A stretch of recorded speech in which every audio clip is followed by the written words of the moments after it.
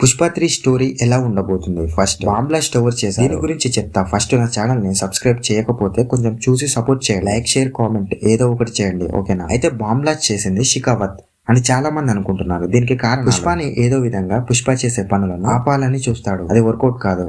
Second, Pushparaju కూడా చేసే పనులు షికావత్ కి కోపం తెప్పించేలాగా ఉంది, కానీ పుష్పరాజుని ఏం చేయలేకపోతాడు. దీంతో షికావత్ కి పుష్పరాజు అంటే చాలా కోపం, ఎంత అంటే చంపేంత కోపం. పార్ట్ 1 లో ఏం చేయలేక వీళ్ళిద్దరి గురించి చాలానే చూపించారు. పార్ట్ 2 లో పుష్పరాజు షికావత్ కి మండేలా చేశాడు. ఒకటి కాదు, రెండు కాదు, వీళ్ళిద్దరి బౌండేషన్ అలాంటిది. ఇంకా చాలా ఉన్నాయి. దీంతో పుష్పగాడిని పార్ట్ 2 లో కూడా ఏం చేయలేకపోయాను.